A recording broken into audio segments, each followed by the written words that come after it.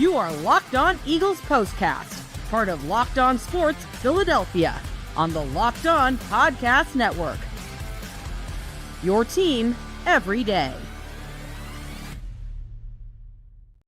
Well, the Philadelphia Eagles are 7-2. Welcome to the Locked On Eagles Postcast. Jason Martinez, Harry Mays. A lot to discuss. A rocking chair ride. Yeah. And today's show brought to you by Prize Picks. Go to prizepicks.com/LockedOnNFL and use code all lowercase LockedOnNFL to win $50 instantly when you play $5. Man, I'm at like 53 beats per minute, Harry. There was no sweat involved in this game at all. No, I mean, when you get Kenny Pickett into the game with about 10, 11 minutes left into the fourth quarter, you know that's a good thing. Yes. So, yeah, I mean, this game was, was really ugly. I mean, it was ugly really on both sides in the first half. I mean, the Eagles turned the ball over twice. The quarterback fumbled it, threw a pick. Dallas ends up with 5 turnovers in the game. There's penalties left and right. I'd really love to give the Eagles a lot of credit today. I'm going to give them credit, but I'd love to give them a heaping amount of credit because anytime you beat a division rival 34-6 in their building, we should be elated. But Dallas is just so awful. It kind of makes me sort of say, well, let's not get crazy about the Eagles because they got a big one Thursday night against the Commanders, who it's now a 2-horse race in this NFC East. The Giants are done. They lost today in Germany, and they should probably stay over there for all that. Nobody would care if they stayed over there. They're 2-8. Their coach should be fired. And Dallas now moves to 3-6. No word as to whether Dak Prescott is going to come back this season or what's going on there. It's getting a second opinion, Harry. Yeah, exactly. I based on the way this team looks, I don't know if I'd want to come back. Yeah, I mean, I'll give you a second opinion. They still suck. Yeah, they stink. They are horrible. Yeah, they really are. And the Eagles would have beaten them today with Dak Prescott too. Don't get me wrong. Yeah. But man, it was really a hard watch. If you're the Dallas Cowboys coaching staff, okay, you're Schottenheimer's their Brian Schottenheimer's their offensive coordinator. Mike McCarthy's an offensive guy, and Dak is down, and you're going through practice all week with Cooper Rush. I don't know what you were seeing. I mean, I guess Trey Lance really must stink out loud. I mean, because there was no way to me like Cooper Rush. Really? But at least he has some athleticism, Trey Lance. Yeah, he does. But I mean, you can try and tailor your offense around that maybe. But they didn't do anything. They brought him in for a package. It was a joke. Yeah, and they didn't bring him in for the right package. Look, yeah, I'm not gonna feel bad for Cowboy fans. No, I'm not either. Certainly not Cowboy fans in Philly. But no. You rats get everything you deserve. Exactly right. But I mean, when Jim Nantz and Tony Romo are referring to the Keystone Cops not once but several times during the game in reference to the quality or lack of quality of play of the Dallas Cowboys in a home game, that's really saying something. How hideous have they been at home? Harry, they lost 44-19 in Week 2 to New Orleans. To the Saints, who stink. Yeah, They fired their coach. Yep. 28-25 to Baltimore in Dallas they lost. Yeah, These are all their home games. That's not a bad loss, though. Baltimore's good. They got their just rear ends handed to them by Detroit, 47-9. Yeah. That was the worst loss, I think, certainly in that new stadium. Yeah. And they also lost to the Eagles today, 34-6. I don't know what the point differential is at home, but it is not good. No, it's not. And I think that was Nick Sirianni's first win in Dallas. It is. Was it not? Yeah. They haven't won there since 2017. And the real crazy thing, which I did not know until the game was being played, is Saquon Barkley had never beaten the Cowboys. All those years with the Giants, he'd never beaten the Cowboys. Yeah, you knew that all those trends were going to be bucked today because that Cowboys team, they have some talent. Like Micah Parsons is an absolute animal. Oh, and there's some other pieces there, but it just all looks poorly constructed and they're talent, not well but they don't fit. Yeah, they're horrible. They're not well coached. That Overshone is a nice player too. He ended up getting hurt. I think he left the game. I'm not sure if he even came back. But yeah, they've got some players. I mean, Trayvon Diggs is a good player. Made a nice play in the interception when Hurts was trying to find Goddard in the end zone. I mean, yeah, they definitely got some talent, but and they were running the ball early in the game. Dowdle was he's getting 5 yards a carry on the ground. First yard half. Rushing yards in the first half. Yeah, and it's a decent number for them. I got to give the Eagles defense credit because when they turned that ball over deep in their own end and they held Dallas to a field goal, that was huge. That was 7-6 at that time. Yeah, I really think that was like a momentum killer for Dallas. I mean, you're looking in this game, and all these turnovers, and the Eagles just were having a hard time really getting rumbling. They got their early touchdown because of a short field due to a turnover. The Eagles did. So it was just a really ugly start. But when Dallas only had 6 points at halftime, you knew that the game was over. Eagles had a really impressive drive. It wasn't their last possession. They technically had the ball at the. Because there was a second left. There was like 1 second left. Yeah. But their last real possession in the first half, I thought was really good. I mean, Hurts was really good in there. He found A.J. Brown for 2 big plays. I think one for 13 yards and one for 18 yards on 3rd and 5. Yep. And then you had his big scramble. He ran the ball for 24 yards to the Dallas 23. And then he evaded the rush. He's escaping out to the right, and he finds Goddard for the touchdown. 84-yard drive in 85 seconds, Jim Nantz told us. Yeah. And he's right. That was pretty impressive. That's pretty disgusting at what is a key moment in the game going into the locker room. And it's still kind of a tight game at that point. Right. And then you go down and just assert your will on that team. This Eagles team, I know it's Dallas, and we shouldn't get crazy about this, but I think there was 3 minutes and 37 seconds. I marked it in my mind when Jim Nantz and Tony Romo talked about it, that in the beginning of the year, Romo said, I didn't think this Eagles team was a kind of a Super Bowl or kind of bust team. Mm-hmm. But based on the last 4 weeks and now 5 weeks, he's saying with the quality of the offensive line, with the great scheme that Vic Fangio is putting his defense on the field with, game in and game out, and to your point, what you just said, holding them to 3 in that spot. I mean, the defense is really coming together. We know how important that is in the playoffs. But this team, and again, I'm not doing it predicated on just this game, and maybe this is a conversation we should have late Thursday night after they play the Commanders, if they succeed in that game. But this team they're in that mix. They're in the conversation now. Oh, there's no doubt about it. I mean, you start like I said, it's a 2-team race in the NFC East. We'll see if Washington can hang in. If the Eagles can get to 8-2 and drop Washington to 7-4, that's big. Yeah. At this stage of the season, the other 2 teams are done, and you start to look around the NFC, and you're thinking like Detroit is legit, like they're good. San Francisco got a win today on the road against Tampa Bay. They're going to start probably getting a little healthier as the season goes on. Yeah. They're good. Arizona got another big win today. They waxed the Jets at home. They're quietly stacking wins out in the desert, and nobody's really paying attention. Yeah. But that might be a team that could give somebody some problems in a wild card scenario. And who else? Like in the NFC South, I mean, Atlanta lost today to New Orleans. Tampa lost, and Carolina got their 3rd win, but they're a garbage team. Tampa Bay is just so injured with their wide receiving core that I don't know what they're going to have by the end of the season. I don't know if there's going to be any Atlanta. I know they beat the Eagles because Saquon Barkley didn't catch that pass, but I don't think they're that good either. I don't think anybody really from the NFC South is a threat. Yeah, there's not a lot of teams in the entire NFC on that path that really scare you. Yeah. And if the Eagles, I mean, I think a big thing's going to be if they can stay healthy, if they can, get Mailata back, if they can, you got Dallas Goddard back today, right. If A.J. Brown and Devontae Smith can stay healthy. Obviously, they were banged up, but they were in the game. Yeah. But if they're healthy and going into the playoffs, then they're right there with any other team in the NFC.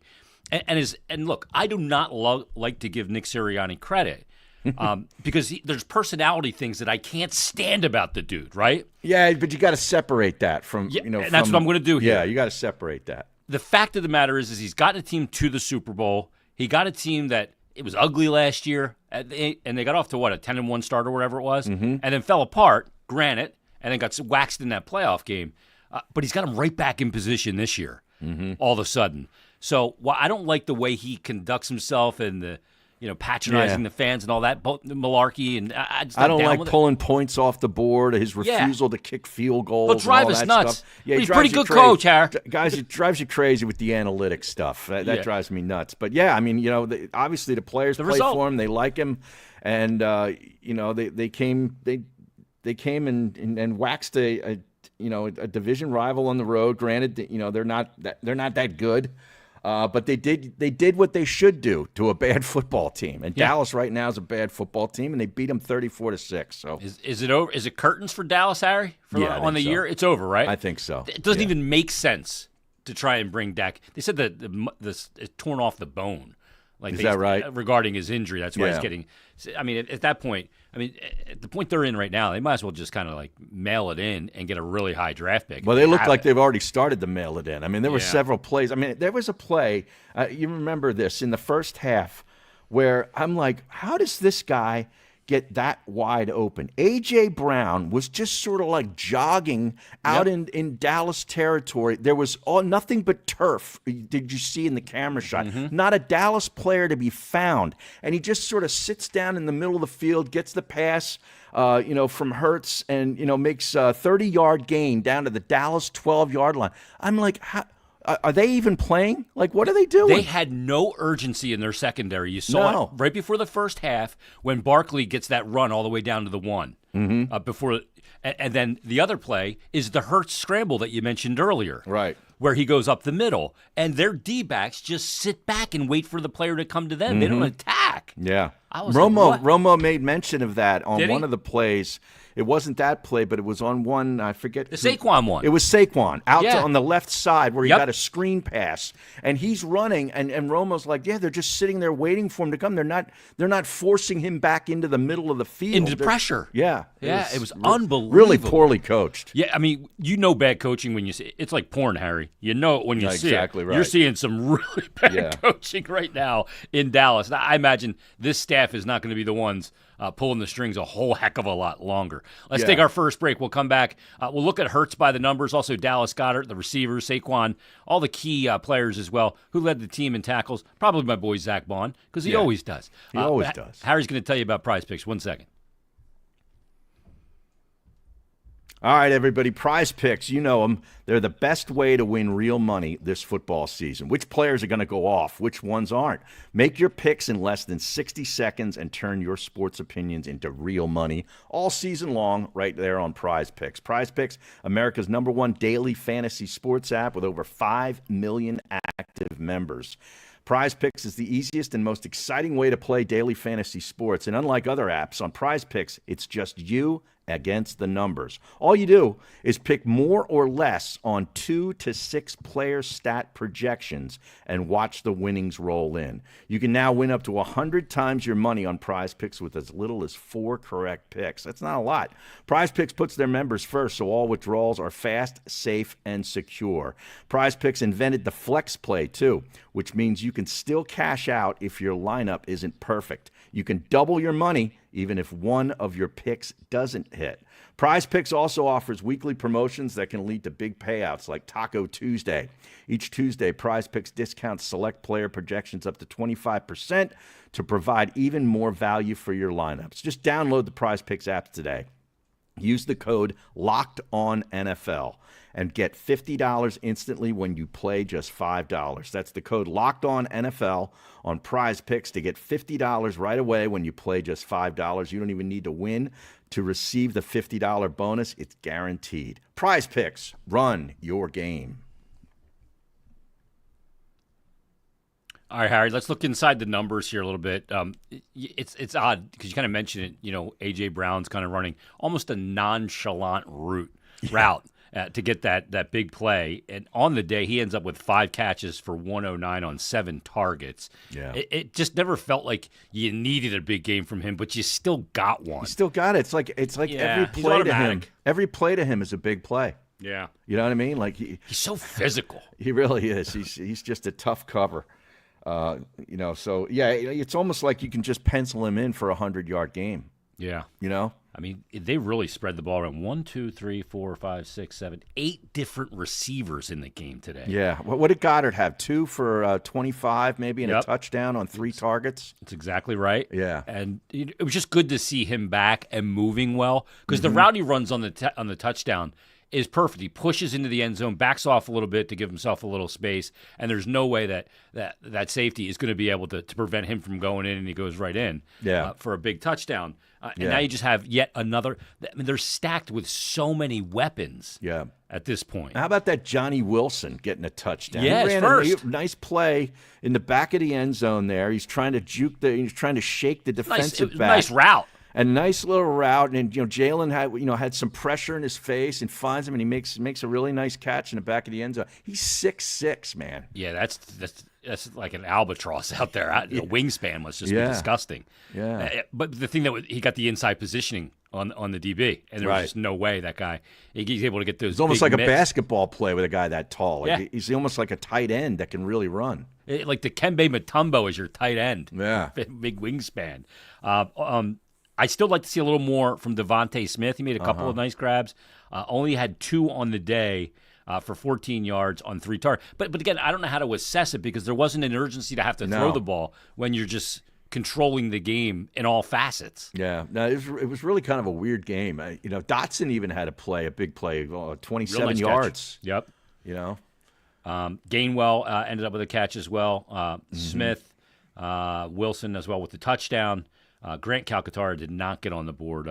All said and done, the rushing department, led by Saquon, this isn't going to be one that's going to look as gaudy as some of his other stats from a sheer volume standpoint. Only 14 carries, 66, but 4.7.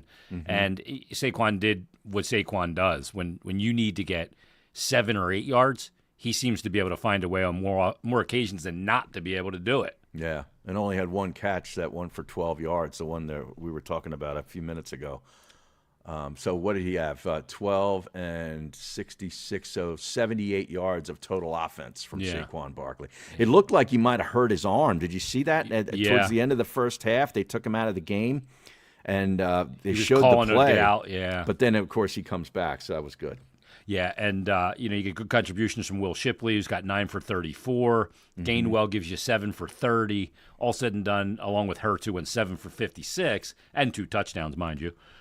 38 rushes, 187 yards, continuing the dominance on the ground. I think the best part about this game, Harry, and like we started out saying, we saw Kenny Pickett get into the game too and go 1 for 2. The best part about it is I don't think they overworked anybody, and it's a short week. Short week, yeah. That's really good. I mean, it's a nice. And look, Washington had to earn it. Well, they didn't win it. Well, they lost. They had to play to the buzzer, because they jumped offside. Right, yeah. I mean, that was a crazy game. That was actually the best game of the day. Yeah, I didn't realize Pittsburgh was this good.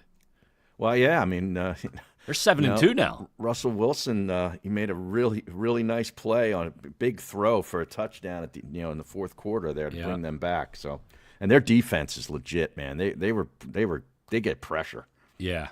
Jalen Carter again today for the Eagles defense.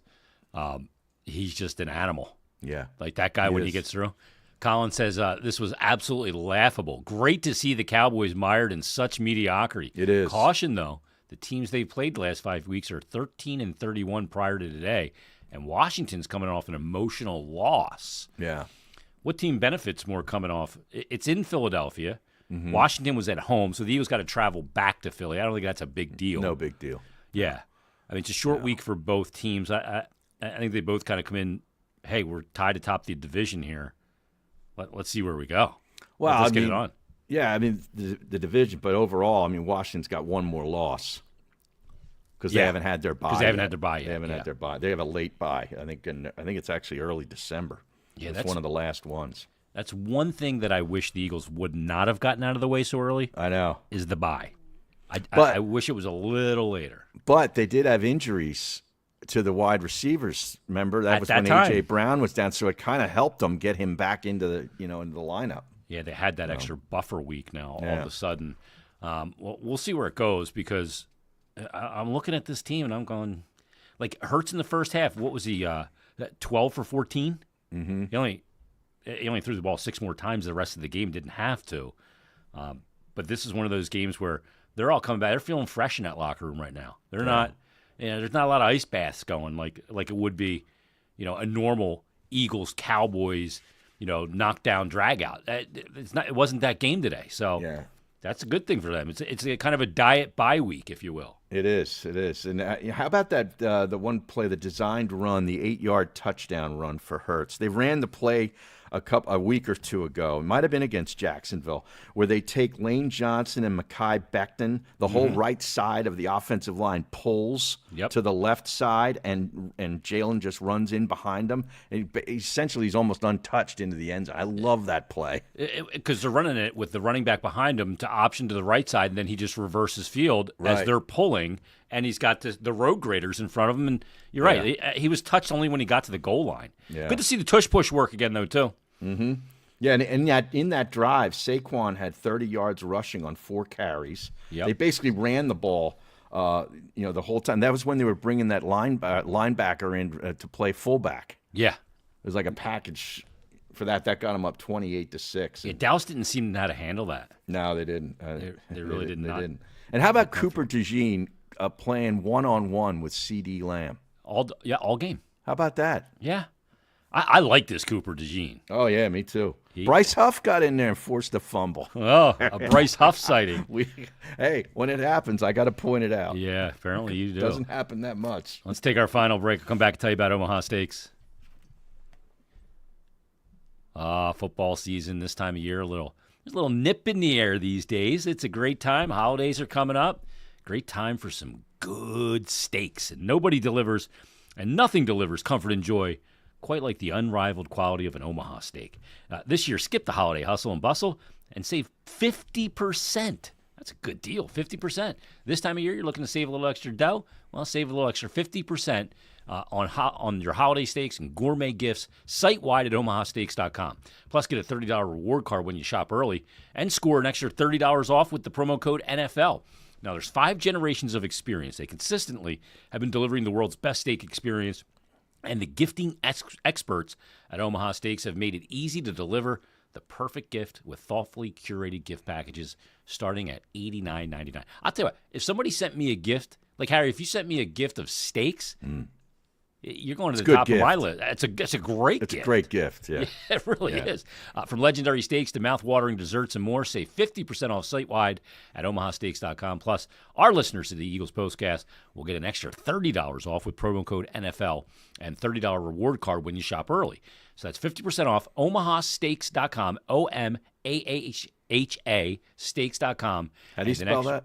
OMAHA.steaks.com. It's not easy. No, it's not. And an extra $30 off with promo code NFL. Minimum purchase may apply. So, I've had the Omaha steaks. It's quality stuff, man. Oh, I'll tell you. And the potatoes, good. The trimmings are good, too. No doubt. Check out omahasteaks.com. All right, Harry, are you ready to punch the ticket? Are you ready to sign? You ready to sign the contract? Super Bowl? What? No, I'm not. You're not there. Where is the Super Bowl this year? And who's the halftime show? Is it in New Orleans? Super Bowl 2025 is, it is. It's in New Orleans, February 9th. That's what at the Caesars Superdome. Yes, the Superdome. Yeah. Do they have them? Oh, it's Kendrick Lamar as the performer. Is that right? The headliner. Okay. Well, I can skip the halftime show then. Okay. Didn't he perform before? He may have been one of the ancillaries. He was one of the he was when they had sort of like an ensemble thing going one year. I think he was a part of that. Would it hurt too much to get a Metallica or somebody that rocks to do, get the surviving members of the Eagles for the Eagles Super Bowl? No. Get Joe Walsh up there. No.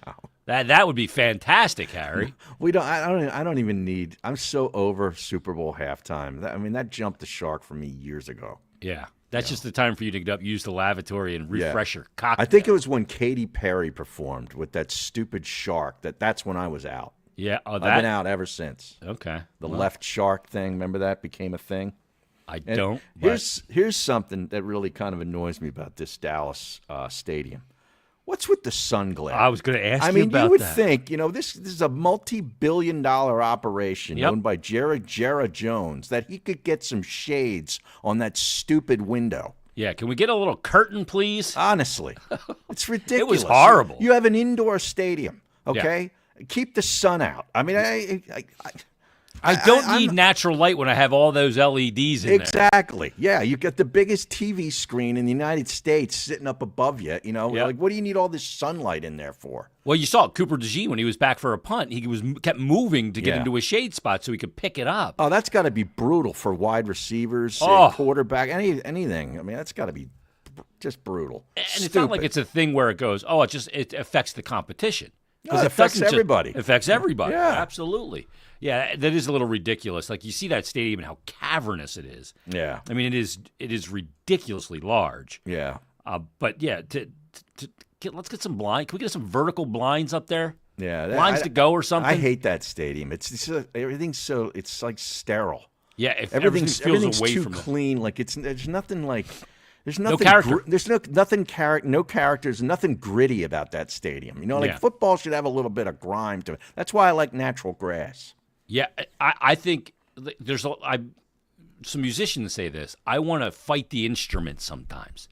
I don't want it to be so easy to play it. Right. Football's the same way. You got to be able to fight the elements. You got to fight the stadium. You got to fight the turf sometimes. You know, just this perfect, pristine environment. Yeah. It lacks character. Yeah. And they haven't won anything there yet. No, they haven't. You get character when you start to have moments of sport that really matter there. They haven't had crap there. Like what the Eagles did to Minnesota the year they won the Super Bowl, right? When Minnesota came in here, the dog poo or the horse poo and all that stuff going on, and how crazy, and Vikings fans just whining because they're still whining. But that brought even more character to the building. Why did the vet have character? It was a crap hole. Oh, yeah. Because of all the great moments. Yeah, great moments, and also like there was an intimidation factor to the opponent, not just the fans, but the field too. Like the players didn't even want to play on that field. Well, I remember a preseason game against the Baltimore Ravens where Brian Billick pulled his team off and they didn't play. Yeah, I remember that. Well, yeah, 2001. There was it was way back. There was like a big rut in the field. I remember. Yeah, it was where the second base thing was, and guys, I mean, you could just go in there and turn an ankle and break it off easily. Yeah. How about Zeke fumbling today into the end zone? That was great. That was a big play. It was. I mean, Dallas goes in there. I think the score might have been 7-3 at that point in time. Yeah, because then that made it 7-3. Correct. I mean, Dallas scores. They take the lead. Yeah. They score a touchdown. Yeah, unbelievable because you get these turnovers, and they were huge. I mean, Dallas turns the ball over 5 times. I didn't like the fact that Jalen turned over the ball twice because he hadn't done it in 4 weeks. Today, it was not costly. It didn't matter. That's how bad Dallas is. Yeah. It's not going to be the case Thursday, Harry. What are you thinking for Thursday here early? Early doors here coming up against the Commanders. It's in Philadelphia, and obviously the environment down there at Lincoln Financial Field is going to be insane. It'll be the Commanders Thursday night at 8:15. It's the prime game. We'll be doing the Eagles postcast right after the Eagles play the Commanders. Then the Eagles will go to the Rams, Baltimore, and come home versus Carolina, a good Pittsburgh team. And then they'll get Washington again before they close out with Dallas, who is presumably going to be playing out the string along with the New York Giants. Yeah, I'm just trying to find it's the 3-point line, so it's a standard home field favorite for the Eagles. Over-under's 49.5. Well, I thought maybe it would have opened at 4.5. Really? To the Eagles, yeah. Wow. Yeah. I mean, I know Washington lost to a really good Pittsburgh team today in a really close game. Yeah. But I thought maybe I think it's going to go up to like 4. Maybe this 4. Quarterback, this Daniels. I mean, every ball is right on target. Yeah. If his wide receivers dropped a couple of balls today that really screwed them. But man, he's got over 70% completion rate, I think. Yeah, that's ridiculous. Yeah. Yeah. Well, and he can move. The thing we're going to have to find out about the Commanders is it sustainable now that we're getting into the second half? Yeah. Really into the second half now. This is when the games they mean more. Why? Because they just do. They just do. Yeah. I mean, because this stretch here for the Eagle, I know, we had Dallas as a part of that stretch, but then, losing Dak, and they still would have beaten them by 10, 14 points, I guarantee you, with Dak. It really doesn't matter. But, they've got what's the rest of their schedule after Washington? Don't they have the Ravens coming up? Yeah, the Eagles. Yeah, they have Washington this week on Thursday. Then they go to the Rams and Baltimore, both on the road. Yep. Then they come home. They get Carolina, Pittsburgh. Then they go to Washington on the 22nd before Christmas. And then they wrap up at home with Dallas and at home against the Giants. Yeah, Carolina's the only easy game in that whole stretch there, really. Don't sleep on the Rams either. Yeah. Especially on the road. Yeah, and that's a Sunday night game out there. So, all right, we'll be back Thursday night. Join us then when it'll be Eagles Post Commanders after Thursday night football. We'll have all of the reaction and breakdown for you coming up on Thursday. Thanks for making Locked On Eagles Postcast your first listen today. Now, for your second listen coming up tomorrow, Locked On NFL, now with 2 shows every day. First, the Madman Tyler Rowland kicks off your morning with a double shot of NFL espresso, and then stop by the barbershop with Tony Wiggins for some real NFL talk, and you can find Locked On NFL on YouTube or wherever you get your podcasts. So Eagles win. They beat the living you-know-what out of the Cowboys. We'll crank her up next week when the Eagles take on the Washington Commanders. Thanks for listening. Thanks for watching. Leave a like and subscribe. Ring the bell, and we'll talk to you next time on the Locked On Eagles Postcast.